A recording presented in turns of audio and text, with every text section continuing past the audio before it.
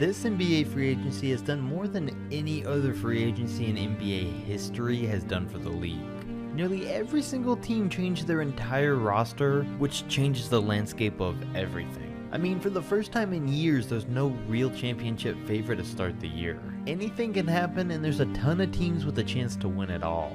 But not every team was so lucky, which is why we still have some losers. But I will say there actually was a lot more winners during free agency. So we'll look at the losers first, and then finish the video by looking at the winners, so we can end things off on a good note. To get started, we will say that the Cavs, Bucks, Pistons, Nuggets, Hawks, Spurs, Kings, Rockets, Wizards, and Bulls neither won or lost because they didn't make enough significant moves. But with that said, the first loser is the Charlotte Hornets, because they chose not to trade Kemba the past 2 years, and then in free agency they end up having to do a sign and trade for him anyways, with him and Terry Rozier straight up, which is technically the worst possible trade they could have got for him. Don't get me wrong, I still got faith in Rozier, but all of this was a terrible execution and shows why Charlotte has never been a great team. Plus they flat out just lost Jeremy Lamb and Frank Kaminsky without getting anything in return.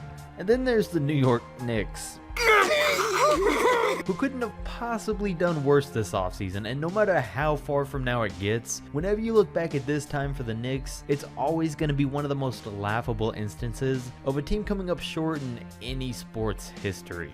They flat out gave up on Kristaps Porzingis, and rumors even suggest that they turned down a meeting with Kawhi Leonard because they were expecting Zion, KD, and Kyrie, but instead ended up with Taj, Randall, Portis, and Payton. I mean, with this, the Knicks should really no longer be thought of as a top tier team, with the likes of the Celtics and the Lakers, because year after year they failed to live up to expectations. The Orlando Magic were also clear losers because they re-signed Nikola Vucevic to a max deal. They should have traded him a long time ago to clear way for Mo Bamba to develop, but now that may never even happen.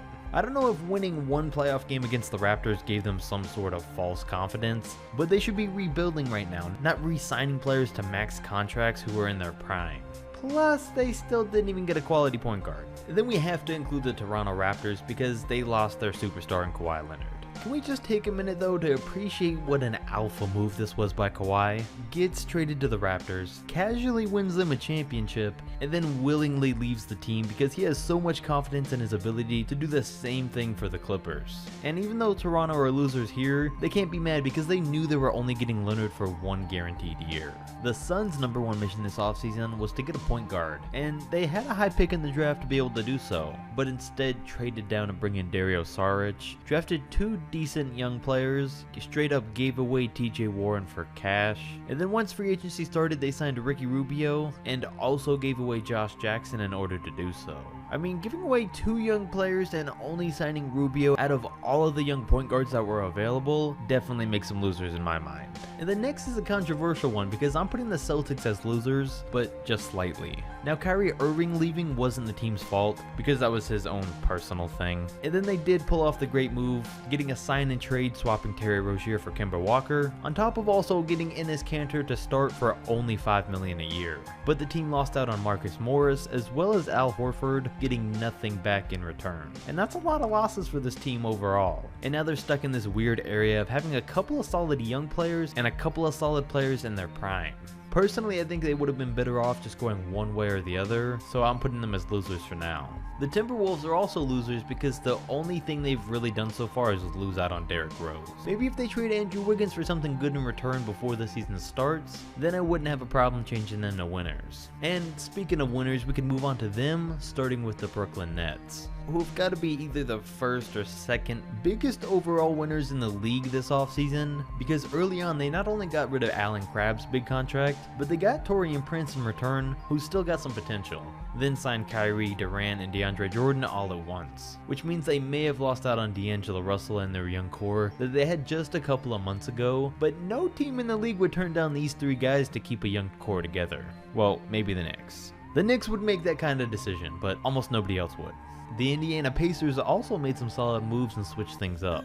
They did lose out on Thaddeus Young and Bojan Bogdanovic, which is going to be a big hit for them on both ends, but it also means that Domantas Sabonis may get his opportunity to start, and they added Jeremy Lamb and Malcolm Brogdon, which was a great way to make up for it. I mean, they needed to do something to switch things up, and this was a great start, especially considering the amount of potential that I think Brogdon still has. And that's not even to mention the fact that they basically got TJ Warren from the Suns for free. The Miami Heat were winners, and I still expect them to make a couple more moves before next season. For now though, they finally got rid of Hassan Whiteside's contract in exchange for a solid backup center in Myers Leonard, who's probably going to be a better fit in that role. And then of course they traded Josh Richardson for Jimmy Butler, which, as we've seen, adding Jimmy will almost automatically make this a playoff team. I wish they would have been able to hold on to Richardson, but I still would have made that trade any day. And it was great for Miami because these were exactly the type of moves that they needed to make and that I wanted to see from them. I mean, they fixed their salary cap issues, their depth issues, and brought themselves a star. And while we're on the subject of Jimmy Butler, that leads us into the next winners this offseason in the 76ers. The team lost JJ Redick, but he caused defensive issues anyways, and like I said, lost Jimmy Butler, but instead of just flat out losing him, they found a great trade.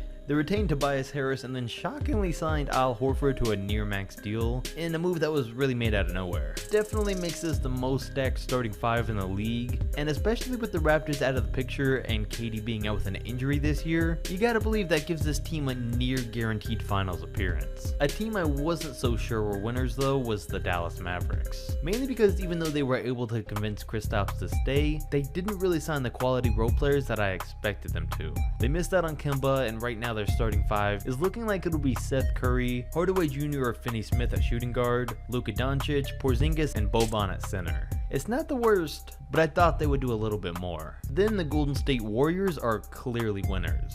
Getting D'Angelo Russell for KD when they should have gotten nothing in return was a huge win. The only downside though was losing out on Iguodala, but I mean basically trading him for a max player is always going to be a win. Plus, adding Willie Cauley-Stein on a near minimum deal means that this team is still a real threat in the Western Conference. And then we have the Los Angeles Clippers. Kawhi Leonard joining the Clippers was like a season finale level swerve. It was rumored that he ruled out the Clippers and instead was in deep talks with the Lakers. And then he had everyone in the NBA desperately hoping that he wasn't going to go there and they weren't going to get another dominant big three right when the Warriors broke up. Then at the last minute, not only gives us one of the biggest plot twists in recent memory, but the Clippers created a super team of their own, giving them Paul George and Kawhi Leonard in their primes. And they're going to be good for a long time, so the picks that they had to give up for PG aren't going to matter too much for the next few years. And it's just crazy, because I mean in my 10 greatest what ifs video that I made just a couple of months ago, one of them was what if the Pacers never traded Kawhi Leonard on draft night, and the fact that we would get to see himself and PG-13 team up. And now we're actually going to get to see that happen this year. And all of this, plus keeping their core group together, is what in my opinion, gave them the best offseason out of anyone this year. And speaking of a former OKC player, that brings us to the Thunder. And even though they lost their superstar and are trying to trade Westbrook, I still have them as big time winners. Because they got a great deal for George, and even better than that, they recognized the fact that it was time for them to start things over. I mean, they were stacked up against the salary cap this year, and they couldn't improve the team anymore, plus they had been losing in the first round, so there really wasn't too much more they could do. They're already winners, but if they can find a solid trade for Russ, they'll be that much better off. I really don't know if they'll be able to find a trade though, and it'll be even harder to find one to get young assets in return like they want. I mean, they're looking to trade a ball dominant point guard in the middle of his prime that needs a system put around him for it to work. The only few teams that come to mind that could make a trade happen are the Heat, Magic, and Pistons. The Magic have the most young assets to give up, but a Westbrook trade wouldn't really make sense. The Pistons still desperately need a point guard, and I'm sure would do whatever it takes to get Westbrook. But right now the Heat look most likely to land him, and they could offer a package revolving around a guy like Justice Winslow. So there are a couple of possible scenarios out there, we'll just have to wait and see what happens. But then the Los Angeles Lakers are also big winners this offseason. Some people might disagree based on the fact that they didn't get a third star or too many quality role players thanks to Kawhi's master plan, but that's looking at the glass half empty. They were still able to land Quinn Cook, who has potential, Danny Green, DeMarcus Cousins, and Anthony Davis all in one offseason. It might not be what they or everyone else was expecting, but given the situation, that's a lot of great players. And then changing gears, the Memphis Grizzlies very quietly became one of the biggest winners out of everyone with all the moves they made. First, they landed Ja Morant, traded Mike Conley for Kyle Korver, Jake Crowder, Grayson Allen, and 2 first-round picks, then got rid of Chandler Parsons' terrible contract, got Josh Jackson, who's not too much to be happy about, but they got him for next to nothing. And the same with Andre Iguodala, who they basically landed because they had the salary space to take his contract on. So he'll be a huge trade asset this year. And then they created salary space by trading for Dwight Howard and waiving him right away. Memphis has been making some power moves, and it's made all these under the radar deals that's leading them to a bright future coming up. Another bright future is the Pelicans, who we already know make it here because of the Lakers trade, but on top of that, they did a great job with getting Derek Favors and JJ Redick. I don't really know how Favors fits in, but I mean, Redick was cheap for them, and his shooting the space out the floor with a team of not so great shooters is going to be huge. It's going to help them run plays, open up the floor for these young guys, and most importantly, give them another locker room leader. Then a team that I didn't think was going to be able to make any moves this season made some great ones in the Portland Trailblazers. They basically swapped Evan Turner for Kent Bazemore in the deal that I wish they made years ago, because it gives Portland the perfect 3-and-D player for their system.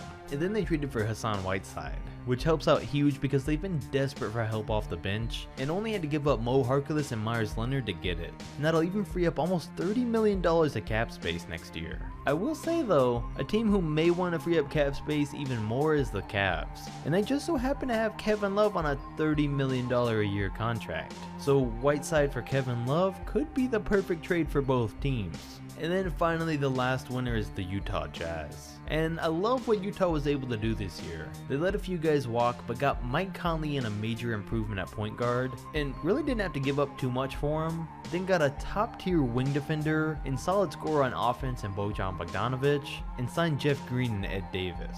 They'll be playing small with Bojan at the 4, but I think they play better with a stretch 4 anyways. So now their 5 is Mike Conley, Donovan Mitchell, Joe Ingles, Bojan, and Rudy Gobert. And for a team that didn't make too many moves during the regular season, it was great to see them change things up so much in the offseason. But that's going to wrap things up. Comment down below if your team turned out to be a winner or a loser, and who you're most excited to see next season. Don't forget to like, subscribe, and I'll catch you next video.